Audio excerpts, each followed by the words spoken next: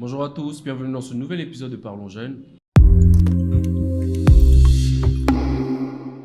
Aujourd'hui, nous aborderons un sujet qui touche des milliers de Congolais dans le monde.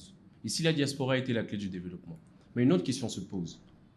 Est-ce que la diaspora congolaise fuit ses réalités ou ses responsabilités?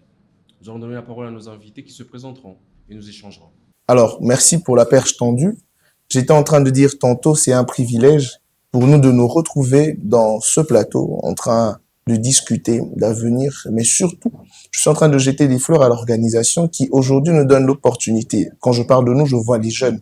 Et pour moi, jeune ne veut pas forcément dire une tranche d'âge. Jeune, pour moi, c'est un état d'esprit. Toute personne avec un état d'esprit révolutionnaire est pour moi un jeune. Alors, j'étais en train de dire, moi, je m'appelle Ntumba Jason et je suis juriste. Monsieur, Merci pour la parole, Monsieur Grasse. Je suis Jonathan Higuet, directeur général de Jugage Communication, et je vous remercie principalement pour l'initiative de Parlons Jeunes, initiative qui met en valeur la parole des jeunes Congolais. merci à mes invités. Mais j'ai une première question. La question de savoir, pour vous, quand on parle de diaspora, qui voit-on? Monsieur Toumba. Merci encore une fois. Alors, aujourd'hui, diaspora est plus assimilé à un terme populaire, je dirais Badjika. En fait, pour nous, quand on parle de Djika, c'est une personne ressortissant Yambo Canabiso, et donc je parle pas forcément du Congo. Si c'est un Camerounais, Sénégalais, c'est un ressortissant d'un pays, mais qui est allé vivre ailleurs. Et quand je parle d'ailleurs, je parle de Mbanza, justement, je parle d'Europe, je parle d'Amérique, je parle d'Asie. Libana Poto. Donc pour nous, c'est ça qu'on appelle diaspora. C'est un humble avis que nous pouvons émettre. Monsieur Yenge. Bon, selon moi, je dirais une diaspora. La diaspora, c'est une communauté originaire d'un pays qui est parti vivre à l'étranger, vivant à l'étranger. Bon, bref, c'est ça la définition la plus claire, c'est ressortissant d'origine congolaise ayant vécu à l'étranger, qui vivent carrément à l'étranger. Pourquoi, selon vous, tant de jeunes, tant de professionnels préfèrent partir? Est-ce par manque d'opportunités? Est-ce par manque de sécurité qu'ils choisissent de partir? Monsieur Toumba. Vous savez, j'ai commencé par vous suivre depuis un moment. J'étais en train de me dire, ce monsieur semble intelligent, mais aujourd'hui, je confirme que vous êtes réellement intelligent. Vous savez, monsieur, dans vos questions, vous nous laissez une parenthèse entre répondre carrément par toutes les assertions sont bonnes ou ABR. En fait, toutes les deux assertions sont bonnes. Vous parlez vous parlez de la sécurité ou vous parlez d'opportunité. Mais il faudrait redéfinir même les termes. C'est quoi une opportunité? Aujourd'hui, les jeunes Congolais, comme j'ai tendance à le dire, tous ont la source de revenus. Il y a Misoloté, Libana, Matolo. Donc, le loma seulement non, richesse naturelle à jeune au Matolo. Richesse naturelle, flatterie. Alors, l'Europe nous a été présentée comme une chimère. Nettement tout le monde en la musique. Donc, c'est quelque chose où on a tendance à croire même au rêve américain, comme John Kennedy le disait. En fait, quand tu piétines la terre, voilà, même si tu es serveur, Donc, les allos là. finish. Tu vois, en fait, c'est quelque part où vous avez plus d'opportunités. C'est un endroit où ça a tellement été vanté que je ne vois pas un seul Congolais qui reste au pays volontairement. Si on nous disait qu'aujourd'hui, ma visa est au fêlé, je pense que il y a un petit cas là, il Comment serait l'idée? Oui, oui. Monsieur Yenge, pour vous, est-ce une question de manque d'opportunité, une question de manque de sécurité, ce qui encourage les jeunes à préférer aller dans, comme on dit, dans poto, à Kenemi Kili? En vérité, principalement, ils ont manque d'opportunités, en même temps, manque de sécurité. Opportunité pour des Congolais qui vivent à Kinshasa, ils ont vraiment ébélité. On est clair, on peut se dire la vérité. Un jeune Congolais qui a fini ses études, qui va faire des recherches pour l'emploi, à Zozo à côté. Donc, à pour son montant entreprise, il n'a pas de fonds nécessaires. Quand il ne travaille pas, comment il trouve des fonds? Comment il économise? Donc, comment, je peux dire, en France ou en Belgique, il se retrouve avec un travail où il peut payer son loyer, où il peut vivre, il peut être quand même indépendant. Qu'est-ce qu'il va réellement choisir? À vous entendre, vous tous, vous dites que c'est le problème d'opportunité et les problèmes de sécurité. Mais est-ce que peut-on vraiment reprocher à quelqu'un qui veut une meilleure vie pour soi ailleurs, en dehors de sa patrie, de sa mère patrie? Bon, je pense pas qu'on devrait reprocher à quelqu'un. Il y a une expression qui dit, ouais, adulte aponia qui est début Voilà. Alors, dans cette expression est cachée aussi une vérité transversale. En fait, il faudrait déjà revenir dans les analyses et les statistiques. Nous sommes un pays sous-développé. Vous voyez? Et alors, qui veut dire qu'il y a précarité d'éducation, précarité de sécurité, précarité dans tous les domaines fondamentaux. Alors, quand aujourd'hui, un jeune qui termine son cycle, je pense, secondaire, humanitaire, c'est normal pour la personne d'aller ailleurs, mais avec quel but?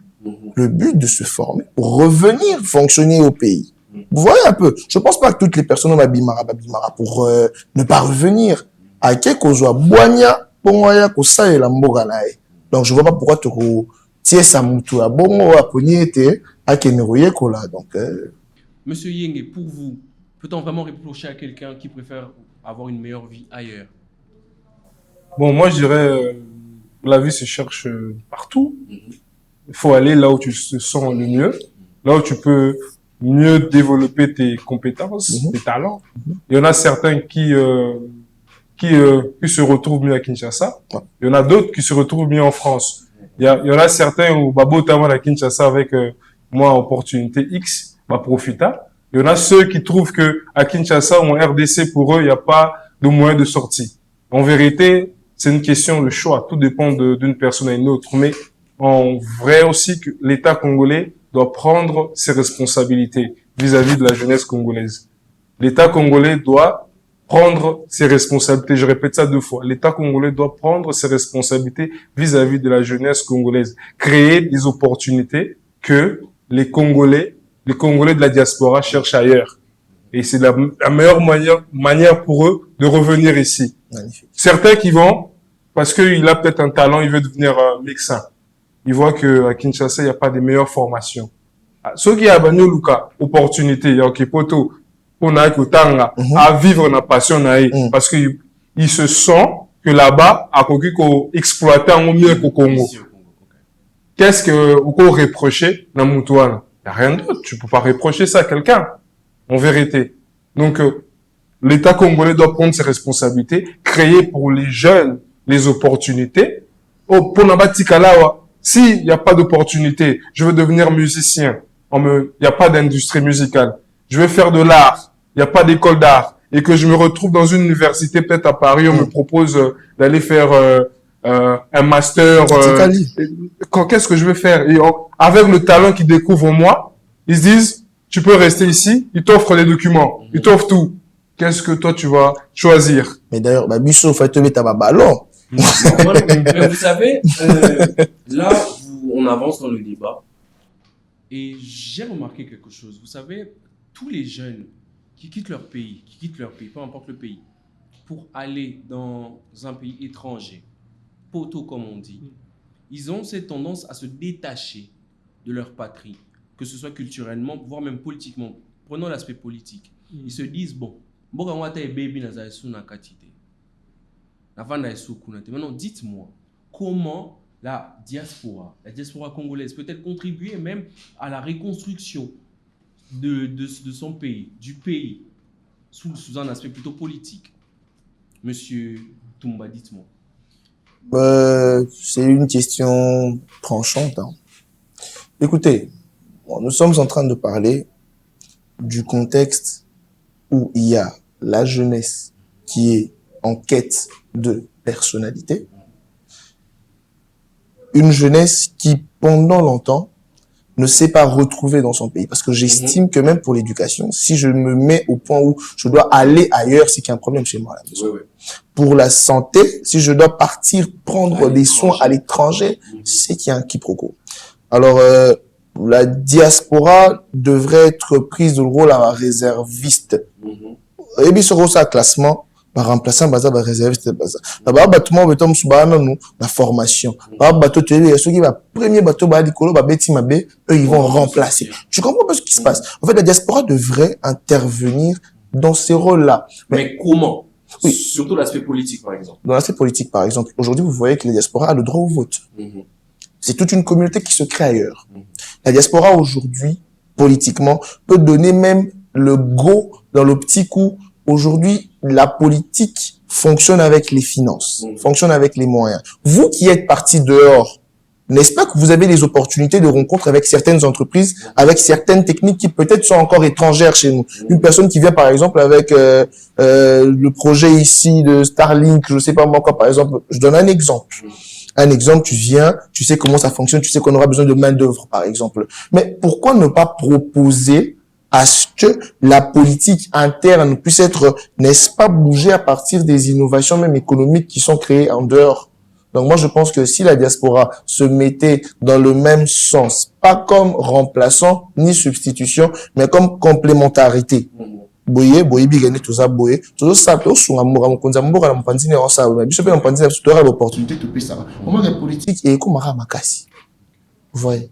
Monsieur Yenge, dites-moi, selon vous, comment la diaspora peut-elle contribuer dans la reconstruction du pays, la reconstruction politique du pays? Bon, par plusieurs moyens. Donc, si on part dans un cas spécifique, vous avez parlé de la politique. J'en ai un exemple. Si un Français va travailler aux États-Unis d'Amérique en tant que Français, il a des taxes, il a des impôts qu'il paye directement à la France.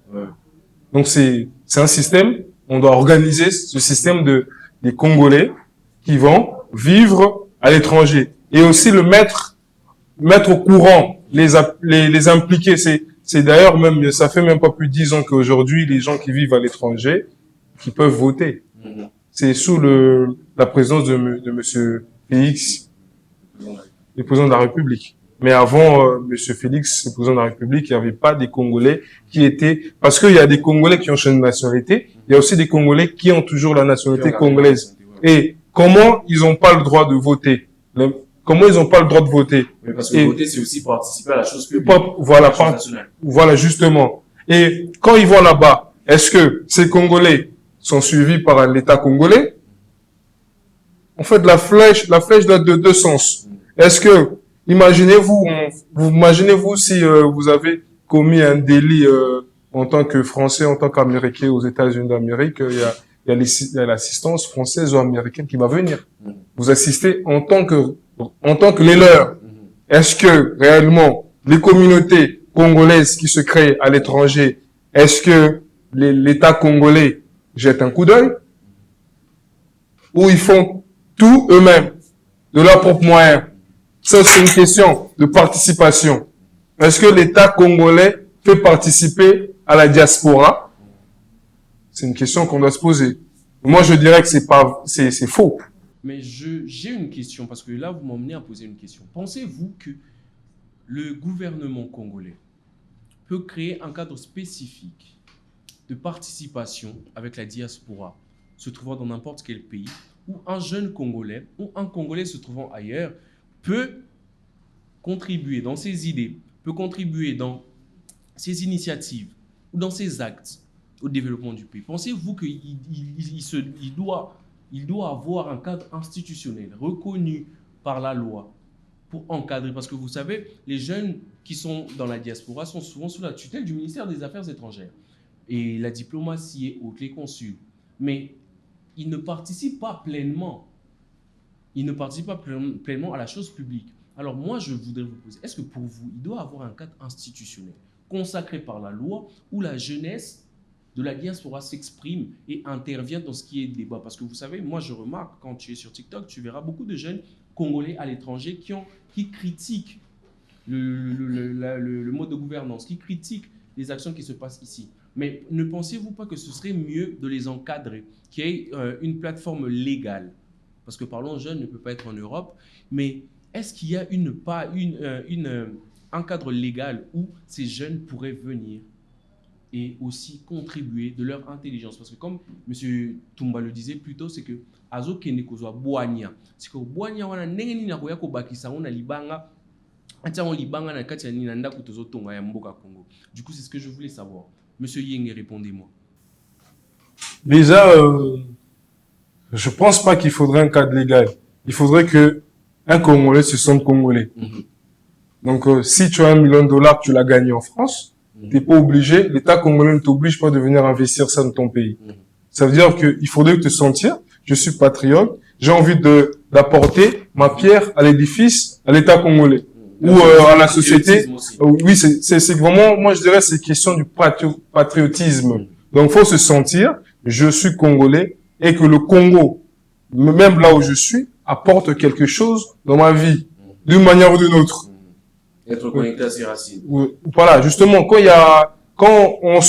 tu fais 25 ans dans ton pays, il y a même pas le ministère des Affaires étrangères qui te met un mail. Monsieur tel responsable du Congo, on vous souhaite, mais bon, un exemple. C'est un exemple typique.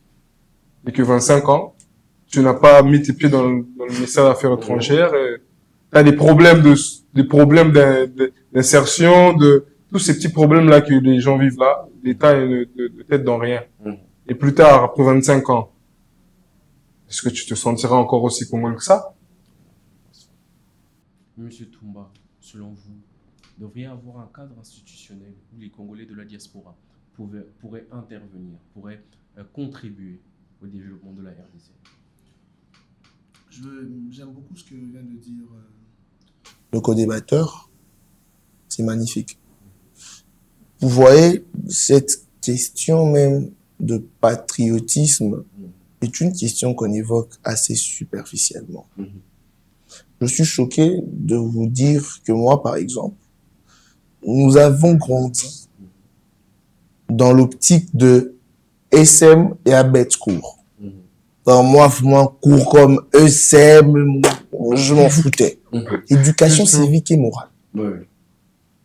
La plus bête cote, d'ailleurs. Aujourd'hui, le Congolais ne sait pas aimer. C'est comme si je te disais, pour aimer ton père, il faudrait qu'il y ait un fouet ou qu'il y ait une arme. C'est assez relatif. Il y en a qui ont mis des raisons de détester leurs parents. Mais toi, ça est belé, toi, la raison de tu vois. Donc, d'abord, tout va de là. Mettre un mécanisme institutionnel, comme tu le dis si bien, ça serait comme de la contrainte. Mais de toi-même, de ton plein gré. Comment tu te sens congolais? Te dire que, en tout cas, il y a des Kambama Fona Salaboué, Fona Salaboué. Par exemple. Là, je reviens, pour ne pas vous couper la parole, je reviens à l'initiative de notre ministre de tutelle, la ministre de la Jeunesse, qui a initié des consultations. Des consultations aussi au niveau de la diaspora. Et je pense que ce que vous dites se rejoint sur ce point-là, parce qu'elle peut bien avoir l'initiative, mais il faudrait que ceux qui sont là-bas aient cet amour de contribuer au développement, ou même de contribuer au changement de certaines réalités sur Congo. Oui, bah, déjà, comment ne pas laisser un mot devant la ministre de la Jeunesse, d'ailleurs, félicitations pour sa nomination. Je suis de l'école de ceux qui pensent que toute autorité vient de Dieu, et celui ou celle qui ne sait pas respecter l'élévation de quelqu'un est en train de freiner la sienne. Donc, quittons le débat, j'ai vu beaucoup de messages, on connaît le problème du Congolais, on connaît. Non. En fait, écoutez, si les intelligents ont dit que la répétition est la mère des sciences, qui es-tu pour me dire aujourd'hui que vas-y, parce que je sais que le Congolais, c'est pas tous les Congolais qui ont un problème de faim, c'est pas tous les jeunes Congolais qui ont un problème. Aujourd'hui, je te dis que moi, je suis entrepreneur, j'ai un problème pour investir, mais en tout cas, les basiques là, moi, en tout cas, là, j'aurai $100 là. D'où les consultations sont importantes. Vous comprenez un peu dans quelle optique nous sommes en train de nous engager? Donc, ma consultation, et nous avons la contre, il y a SM, il y a Bolingo Ambo, mais aussi le cadre institutionnel, où on a payé important, parce qu'il y a le Maroc, par exemple, qui a une agence des étrangers. Il y a le Maroc et la Côte d'Ivoire. On ne peut rien d'avoir, par exemple, un ministère des Congolais vivant ailleurs, tout ça. En fait, c'est des personnes qui ont beaucoup d'idées. Tu vois, ils sont dehors. Assez éparpillés. Mais oui, éparpillés. Ils sont en contact avec la technologie directement. Nous recevons même le numérique aujourd'hui à ricochet. Et tout le monde peut bien dire. Mais si ces personnes-là peuvent se retrouver valeureuses, nous sommes au bar, vous voyez un peu de quoi ils ont peur. Mais il sait que tout ce que tu sais là, je te promets que tu seras rémunéré à la juste valeur. Boye, boye, boye. Vous verrez que Babilo rebelle aux zonga nanzela. Et aujourd'hui, vous avez des pays, par exemple, Batine Biso, ingénieur, Baotichin. Un pays n'envoie jamais ses meilleurs enfants. Donc, toi, comme tu es là, tu deviens dégât, on dirait, Violanga Abdul Kaba, la seule tété, tu deviens comme lui. Tu penses que la RDC va t'exposer à tout moment. Non, on va voir des petits là, des bambins qui vont aller s'exposer. Parce que, pour la pièce na bango, tu deviens comme une âme. Tu es quelque chose de précieux. Qui dit précieux, dit luxueux. Qui dit luxueux, dit rare. Donc, on doit comprendre ces choses-là. Vous savez, vu qu'on parle en réalité ici dans Parlons Jeunes, il y a quelque chose qui est fréquent. Vous savez, les jeunes qui vont à l'étranger, les jeunes congolais surtout, parce qu'on parle de la jeunesse congolaise, ces jeunes congolais qui se voient perdre leur culture, leur identité culturelle. Peut-être par besoin de mieux s'intégrer ailleurs. Mais pensez-vous que ce n'est pas une mort lente ou que c'est nécessaire pour une intégration complète? Je commence par M. Yenge. Je dirais que la culture congolaise doit refaire surface. Il a lu beaucoup longtemps et il y a des cultures qui sont très vivantes. Je vous dis, un Congolais, s'il vit avec un Ivoirien, il a la facilité de vivre comme un Ivoirien. Un Congolais qui vit avec un Ivoirien, il n'aura même pas l'envie de devenir Congolais. Ouais. Il va juste écouter la musique. Parce que les Congolais, internationalement, on est connu comme étant des bons musiciens. Ne reflètent pas la culture de leur pays. Donc, le problème, c'est où est le vrai problème? Le problème, c'est de la transmission de la culture. Ou, c'est quoi le vrai problème? Moi, je pense que c'est le problème de transmission. Surtout en termes, on est des jeunes entre 25, 30, 31, 40 ans. C'est que comment est-ce que nos parents nous ont transmis la culture congolaise? Donc, ce que vous voulez dire, c'est que nous n'intériorisons pas vraiment notre culture, ce qui fait que nous soyons, je peux dire, emportés par la culture étrangère. Système éducatif au RDC, simple. Vous allez à l'école, on vous apprend Jean-Paul Sartre, on vous apprend René Descartes, on vous apprend Socrate. Mais à quel moment on nous a appris la littérature congolaise? Il y avait des gens qui écrivaient. Moi, j'ai fait des recherches. Oui, ils écrivent tout le temps. Ils écrivent. C'est des très bons poètes. Désolé. C'est des très bons poètes. Ils écrivent. Ils sont intelligents. Mais est-ce que notre système éducatif les met en avant? Il met en avant. Mais quand on va t'apprendre Jean-Paul Sartre, Montesquieu, système Rome, toutes ces histoires-là, oui, c'est bien bon. Mais aussi, on doit aussi en rentrer dans nos sources à nous. Et ça va nous permettre de mieux appréhender le futur. Donc, quand les enfants, à Botanier, la France, même ceux qui sont à Kinshasa aujourd'hui, connaissent même pas leur culture parce qu'un Kinois qui vit à Kinshasa n'a pas de culture.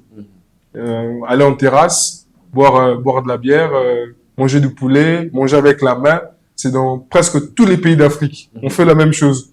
Et quand il dit culture n'a pas à Kinshasa, tolère poulet mayo, tolère l'océan desu. Mais vous allez voir dans notre pays en Afrique qui mange aussi l'océan desu mais qui a un autre nom. Donc ça veut dire que en réalité, il n'y a vraiment pas de culture déjà dans notre propre pays. Bien transmise. Bien transmise. Il y a une culture, mais réellement on la connaît. Est-ce que l'État congolais investit sur l'histoire congolaise? Il y a des histoires qu'il faut aller faire les recherches pour retrouver.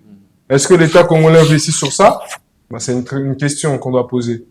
Donc la culture congolaise, elle doit renaître à travers des recherches, à travers la transmission. C'est ce que moi je pense. Monsieur Toumba, Monsieur Yeng a parlé de transmission. Avez-vous un autre mot, un autre adjectif? Je vous écoute. Un autre adjectif, un autre mot. Bon, essayons de faire avec notre façon de comprendre les choses. Déjà, la culture, c'est l'ensemble de pratiques ou de valeurs propres à un peuple. Qu'est-ce qui est propre à nous?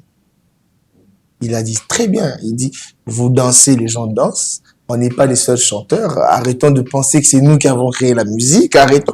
C'est des choses, en fait, vous voyez comment, Marambo et Tengama. Aujourd'hui, ozoka moi ovandi bona ndako baluba o abotama na Congo bala ba bolo ba chiluba te. On est même en train de perdre ce sens-là. On ne sait plus les langues nationales, à part le lingala où tu es, etc. Combien sont aujourd'hui ceux-là qui s'identifient encore en leur langue? Mais vous voyez, par exemple, pour citer les Naïgés, vous voyez dehors, vous voyez comment ils sont venus. Vous savez que même les Naïgés, on peut les identifier par rapport à une culture laquelle? Les commerces, par exemple. Ils sont dans tous nos pays. Vous voyez comment ils prennent leur truc et ça devient leur fort. Alors, vous arrivez quelque part où vous n'avez pas de valeur, vous n'avez pas de pratique personnelle où on peut vous identifier. Par exemple, on dit grâce à un tic. Même dans l'obscurité, je sais reconnaître grâce. Par exemple, il a son truc à lui-même, il peut bouger l'épaule, il peut faire un truc. On n'en a pas. Et qu'est-ce qui se passe? C'est un suivisme. Le prof Jolie Reddy dit suivisme pathologique. Vous comprenez un peu? Alors, comme j'étais en train de dire, nous ne savons plus trop à quoi nous identifier. Tout à l'heure, là, on venait de parler, on nous dit clairement que on n'a pas un propre à nous, on n'a plus ce propre à nous, de telle enseigne que nous voulons nous conformer. Donc, comme il suiveur, si la culture devrait être l'ensemble de valeurs et des pratiques propres à un peuple, quelle serait notre culture aujourd'hui? La culture congolaise est amoindrie. Pourquoi? Parce que les gens veulent penser ou croire que qui dit modernité dit forcément abîmer certaines choses. Mais non, vous avez des exemples type le Wakanda par exemple. Wakanda est moderne en gardant ses cultures, sa culture. Vous comprenez? Alors, c'est une façon... En Afrique du Sud, je vois, il y a beaucoup de personnes, surtout les Zoulous, quand ils sont même en dehors du pays, même dans leur façon de s'habiller, ils portent leur culture. Et d'ailleurs, ce que je pense, si on devait dire quelque chose, c'est que les Congolais croient que effacer leur culture et adopter la culture étrangère pour nous adapter les amoindrit. Pourquoi? Parce que les personnes qui portent leur culture, par exemple les Japonais aux États-Unis ne va pas se permettre de mettre un taille basse ou je ne sais pas quoi. Il va se permettre de mettre un kimono ou un vêtement traditionnel. Pourquoi? Parce qu'il porte sa culture et ça attise le respect de l'étranger. Mais pourquoi, venons-en là, pourquoi le Congolais n'arrive pas à garder sa culture afin de la vendre en dehors? Parce que vous savez, la diaspora, ce n'est pas que contribuer, mais c'est aussi porter l'image en dehors. Alors, selon vous, pourquoi la diaspora n'arrive pas à porter notre culture en dehors? Déjà, quelqu'un qui n'a pas de culture, il va transporter quoi? Donc, la question, c'est ça. Revient à la même chose. Quelqu'un qu'on n'a pas bien transmis quelque chose, il faut pas la donner. Quand je donne un exemple, tu sais pas utiliser PowerPoint, comment tu peux apprendre à quelqu'un d'autre de l'utiliser? Ça n'a pas de sens. Il faut déjà bien transmettre la culture, transmettre les valeurs congolaises à des Congolais réellement. C'est sur ça qu'on va se dire que je suis Congolais parce que je connais les vraies valeurs d'un Congolais et je respecte ces valeurs-là. Tant que on ne connaît pas les vraies valeurs d'un Congolais, tu vois, des gens au Sénégal, ils disent, je suis Sénégalais, je veux pas changer, je suis Sénégalais. Parce que il y a une culture qui est derrière ce mot Sénégalais. Il y a un respect il y a un mode de vie que on peut pas changer. Et ces personnes adaptent ce mode de vie partout où ils vont, ils respectent ça. Ils ont un total respect à leur culture. Nous, je sais pas si on a une culture, mais on ne transmet pas cette culture-là. Donc on la transmet pas. Quand on va dans une autre culture et qu'on sent que cette culture elle est bonne, on l'adapte facilement parce que on n'est pas ancré. On n'a pas une réelle personne. Oui, on n'est pas ancré à nos valeurs, à notre culture. C'est ça vraiment le problème, la grosse problématique. Alors, la plus belle femme du monde ne donne que ce qu'elle a. Nous avons une culture. Le problème, c'est la transmissibilité de cette culture. Tozanango, mais bopesi. Nakala, tozalaka, c'est toujours vanda. N'habitez, ma rambe change peut-être ma téléphone, tout ce qui va avec. Mais nous, on nous racontait des histoires, hein. Au vanima boé, tobe ta rassemblé, zoba, kanzenzenze. Tout ça, la bleu wana nyoso. Mais aujourd'hui, même bleu wana, et vous avez culture, on s'identifie dans ma bleu moi, mais là, c'est relou. Hein? Et remet bâtiment, rara. C'est pour les blacks. C'est aussi. C'est aussi. Donc, on peut blonner comme on kenne. Donc, attends, on sait qu'il y a tout ça, on peut te dire, la maman qui yanga, sur la bête, c'est quoi ça, éviter. On s'en va des gens. On est face. Donc, on devient complexé. Vous voyez, on devient complexé, on oublie certaines choses. Pourtant, ce sont des choses qui ont peut-être chéri même notre temps d'enfance. C'est comme ça qu'il se passe qu'on n'a même plus de mémoire collective. On oublie facilement les gens. Donc, on est comme même quand on a une relation interhumaine. On a no comment aucun dans la situation moroboy. Quand on a massasika, massamo par rapport à fonctionnement côté, au fini ma solo. C'est ça le problème. On oublie facilement. Tout le monde va amnésique. C'est ça qui nous dérange. Merci beaucoup, M. Toumba. Et si vous devriez donner un message, si vous devriez faire parvenir un message, je laisserai à M. Yenge l'opportunité d'adresser un message directement à la diaspora et à M. Toumba de donner ou d'avancer un message au niveau du gouvernement pour que le gouvernement soutienne ou crée une plateforme ou fait en sorte que ceux qui sont en dehors, ceux qui sont dans la diaspora s'intéressent à la chose publique. Je commence par M. Yenge. La diaspora congolaise aujourd'hui, les Congolais, les nationaux, nous avons besoin de vous. Le capital humain que vous avez là en Europe, les bonnes universités, les bons centres de formation, ramenez-les ici, en RDC, et apprenez aux nationaux, aux gens qui sont ici, comment le faire. Ne restez pas pendant 25 ans, 30 ans, pour juste insulter. Et quand vous revenez à Kinshasa, c'est juste pour montrer que vous avez des belles baskets. Non. Les Congolais, nous avons plus besoin de ça en ce moment. Nous avons besoin des Congolaises qui apprennent des choses, d'une contribution, d'une indépendance. Et cette indépendance, on peut coller ça avec vos capacités. C'est vraiment ça, le message. Arrêtez de nous ramener les baskets, arrêtez de nous ramener les histoires, ramenez-nous de la réalité, l'intelligence, le vrai capital humain. Monsieur Toumba. Coucou, messieurs les décideurs, Mbote Bakondi. Lelo toye liboso na bino avec beaucoup d'humilité. Vous savez, à chaque fois où moi nazo kola et que vous comprendre que il y a liboso abungaki poto salaki boy. Il y a mi bala bungi poto salaki boy. Mais entre-temps vous changez. Vous pensez que en faisant le même exercice, vous changerez de résultat, alors vous vous trompez. Aujourd'hui, plus d'un Congolais, plus d'un jeune est en train de crier, de pleurer. La précarité de l'emploi. Pensez-vous réellement qu'un jeune qui sait se retrouver, qui sait s'organiser personnellement, sera en train de perdre son temps, je sais pas moi, en faisant n'importe quoi? Château Rouge. Vous voyez? Aujourd'hui, je peux le dire, l'État a échoué. L'État a échoué dans son rôle d'État-providence. Parce qu'en tant qu'État-providence, l'État pourvoit. Vous pourvoyez au fait que moi, Nasoga qui est là, si. C'est un cheminement. Il a très bien dit ça ici. Et ça que, bah, parents, moi, Naso, si ça, a foutu les classes à 3 ans. On sait que après les études, il faut qu'on secondaire. Après secondaire, université. Après université, moi, il faut jouer Moussala. État-providence, place à la Tokoufi déjà. Pour te aussi sa classe, mais ça les a été. Mais tout, on a tangué les classes, il investir en accord, En vérité.